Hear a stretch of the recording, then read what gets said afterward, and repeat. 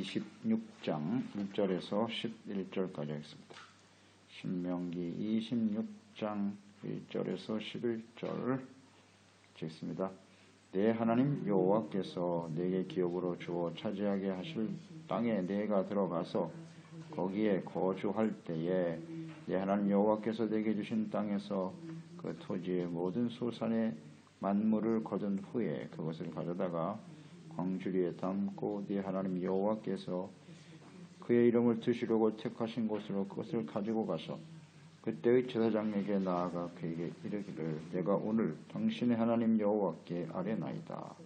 내가 여호와께서 우리에게 주시겠다고 우리 조상들에게 맹세하신 땅에 이르렀나이다 할 것이요 제사장은 내 손에서 그 광주리를 받아서 내 하나님 여호와의 제단 앞에 놓을 것이며 너는 또 내 하나님 여호와의 앞에 아뢰기를 내 조상은 방랑하는 아람 사람으로서 애굽에 내려가 거기에서 소수로 거류하였더니 거기에서 크고 강하고 번성한 민족이 되었는데 애굽 사람이 우리를 학대하며 우리를 괴롭히며 우리에게 중노동을 시키므로 우리가 우리 조상의 하나님 여호와께 부르짖었더니 여호와께서 우리의 음성을 들으시고 우리의 고통과 신고와 죄를 보시고 여호와께서 강한 손과 편팔과 큰 위엄과 이적과 기사로 우리를 애굽에서 인도하여 내시고 이곳으로 인도하사 이 땅 곧 젖과 꿀이 흐르는 땅을 주셨나이다. 여호와여 이제 내가 주께서 내게 주신 토지 소산의 만물을 가져왔나이다 하고 나는 그것을 네 하나님 여호와 앞에 두고 네 하나님 여호와 앞에 경배할 것이며 네 하나님 여호와께서 너와 내 집에 주신 모든 복으로 말미암아 너는 레위인과 너희 가운데 거류하는 객과 함께 즐거워할지니라. 아멘. 복과 은혜를 기억하고 즐거워하라. 하나님께서 약속하신 땅에 들어가 거기 씨를 뿌리고 열매를 얻게 되었을 때 하나님의 백성들이 해야 할 일이 무엇인가에 대해서 말씀하고 있죠. 아브라함 이후에 오랜 기다림과 그 연단의 시간이죠. 그 시간을 거친 이스라엘이 드디어 가나안 땅에 들어가서 농사를 지어 첫 열매를 거두었을 때 굉장히 감격적인 순간이겠죠. 보통 사람들에겐 그것이 일상이겠지만 땅에 씨앗을 뿌려서 열매를 거두는 건 일상적인 일 아니겠어요? 그러나 이스라엘 백성들에게는 그것이 특별한 일이 되는 것입니다. 이것이 하나님의 백성들의 모습이에요. 자, 우리가 이 세상을 살아가지 않습니까? 열심히 수고하고 일을 해서 어떤 결과를 얻고 이것은 모든 사람들의 살아가는 일상이지만 우리가 그 일상생활 속에서 모든 사람들이 평범하다고 생각하는 아무것도 아닌 일들 가운데서도 특별한 의미를 가지고 그곳에서 하나님의 은혜를 생각하고 이것이 하나님의 주신 은혜와 축복임을 알고 하나님께 감사하고 즐거워할 수 있는 사람들이 하나님의 백성입니다. 그렇지 않습니까? 우리에게는 매일매일 살아가는 것이 일상이 아니라 하나님이 주시는 특별한 은혜의 순간이 되는 거죠. 이것이 하나님의 백성들의 거룩한 모습이에요. 그런데 우리는 어떻습니까? 이 하나님의 은혜 가운데 하루하루를 살아가면서도 이런 특별한 의미를 깨닫지 못하고 살아가고 있지는 않나요? 우리의 삶에 일어나는 매 순간순간이 하나님의 은혜라는 사실을 알고 그것으로 인해서 감사하고 즐거워할 줄 아는 사람이 되어야 합니다. 오늘 본문 말씀은 그런 의미예요. 1절로 2절에 여호와께서 주신 기업, 이것이 하나님이 주신 것이라고 계속 강조되죠. 내게 기업으로 하나님께서 주셨다. 차지하게 하셨다. 내가 들어가서 거기에 거주할 때 그랬죠. 2절에도 내 하나님 여호와께서 내게 주신 땅에서 자, 그 땅은 하나님이 주신 것이다. 이게 분명하죠. 하나님이 주신 땅에서. 사람들은 일반적으로 땅 하면은 그것이 내 것이라고 생각하잖아요. 땅이라고 하는 것이 우리의 인생, 삶이라고 봐야죠. 우리의 삶의 터전이라고 봐야 되는데 이것이 하나님께서 주신 것이냐 아니면 내가 수고하고 노력해서 얻은 것이냐 내 것이냐 하나님의 것이냐 중요한 차이입니다. 이 하나님이 주신 땅이라고 생각할 때 내 주어진 인생이 하나님께서 주신 것이라는 것을 알게 될 때 진실한 마음으로 하나님께 감사하며 즐거워할 수가 있겠지요. 이제 다 내 거라고 생각하잖아요. 하나님을 믿고 구원받았음에도 불구하고 여지 내게 주어진 삶이 나의 것이라고 여기고 내가 삶의 중심에 있기 때문에 진실한 마음으로 하나님 앞에 감사와 찬양을 드릴 수 없는 것입니다. 이런 감격을 맛볼 수가 없는 거예요. 감격을 맛볼 수가 없어요. 또 하나님이 주신 기업과 땅에서 얻은 것이기 때문에 거기서 소득을 얻게 되면 그게 누구의 것이냐? 하나님의 것이다. 아주 중요한 문제죠. 이건 하나님이 주신 것이다. 하나님의 것이기 때문에 성소에 가지고 나아가서 제물로 드리고 예물로 드리는 거죠. 감사하면서 기뻐하면서 주께서 행하신 일을 큰 소리로 고백하라. 고백하라고 하셨네요. 가나안 땅의 정복, 승리, 그곳에 거주해서 추수를 하고 이 모든 일이 자신들의 능력으로 된 것이 아니라 하나님의 능력으로 하나님의 은혜로 된 것임을 그 결과물인 것을 인정하라는 거죠.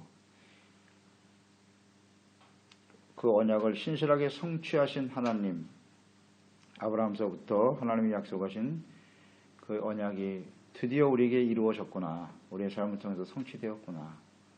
이것을 인하여 기뻐하고 즐거워하는 사람들이 되어야 하겠습니다. 이것이 구원받은 오늘날 우리 그리스도인들의 모습이 되어야 하겠죠. 하나님의 나라를 기업으로 받게 될 것을 주님은 약속하고 계시고 그 하나님의 약속은 하나님의 신실하심을 통해서 온전히 이루어지게 될 것이다.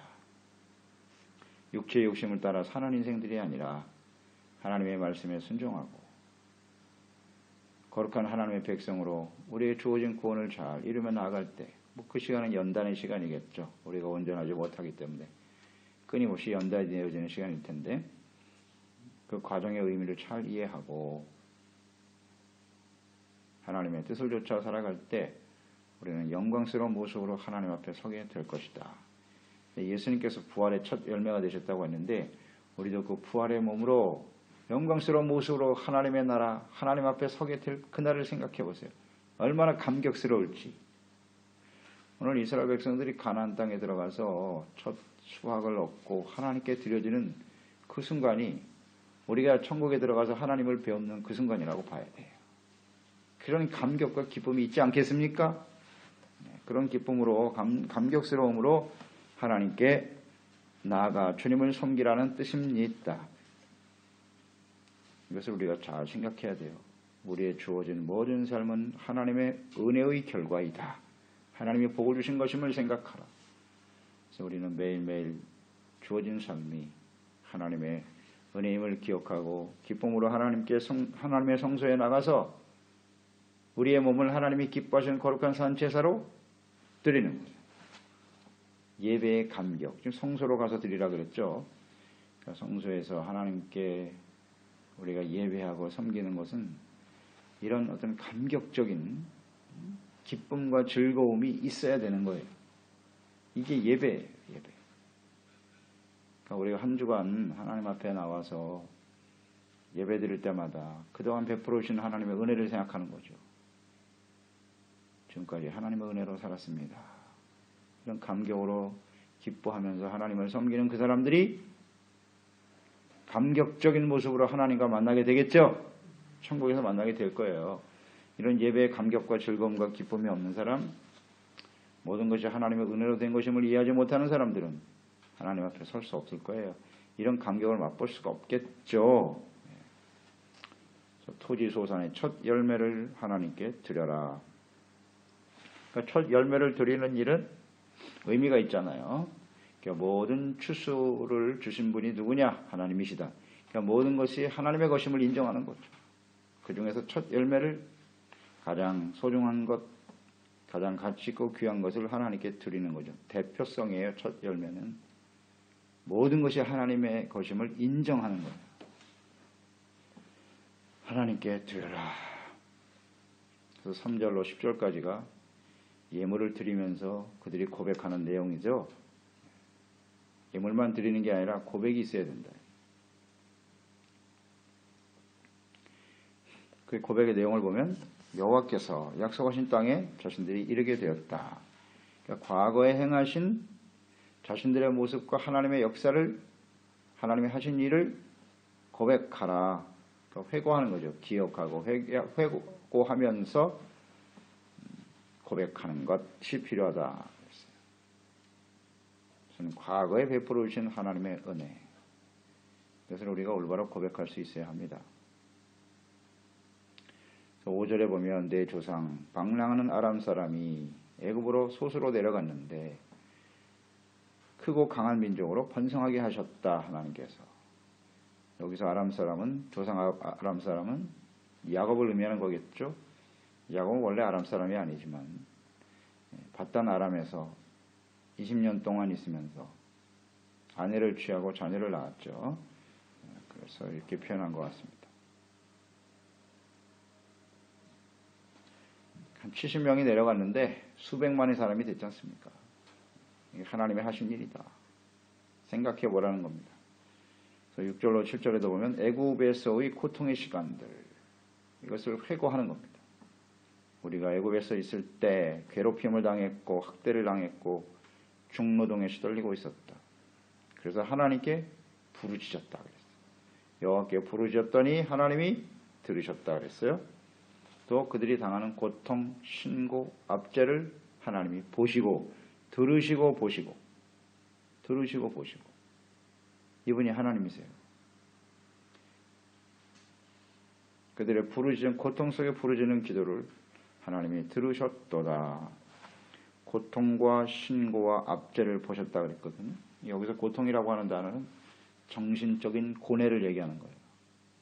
정신적인 고뇌. 신고라고 하는 말은 육체의 고통이겠죠.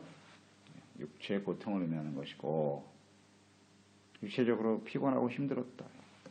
압제라고 하는 것은 자유가 없는 거죠. 자유를 박탈당하는. 완벽한 고난이죠. 고통, 신고, 압제. 완벽한 고통이에요. 이 단어들은 정말 우리 인생 속에서 우리가 경험하고 싶지 않은 이런 일들을 하나님이 경험하게 하셨단 말이죠. 그랬을 때 하나님이 그것을 다 보고 계셨다는 거죠. 보셨다. 하나님께서 그것을 보시면서도 그것을 허용하셨다는 얘기인데,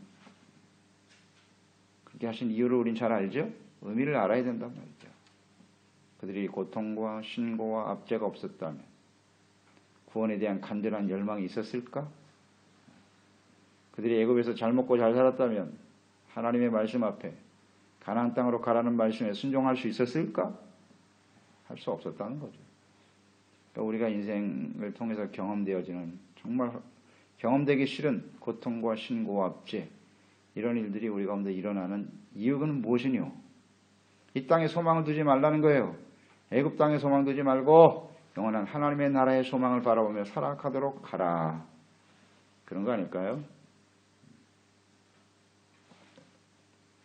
그 모든 것을 하나님이 알고 계세요. 또 우리가 그 고통 속에 부르짖는 기도를 하나님은 듣고 계십니다. 듣고 계십니다.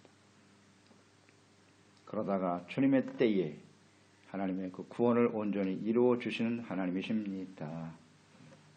그 고통 중에서 참된 평안을 주셨죠? 자유, 구원의 은총을 베풀어 줬죠? 구원이라고 하는 것은 자유케 하는 겁니다. 자유함입니다.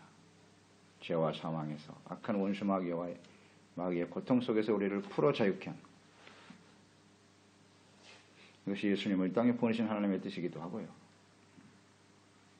참된 자유와 기쁨을 누리며 살아가게 하시는 하나님.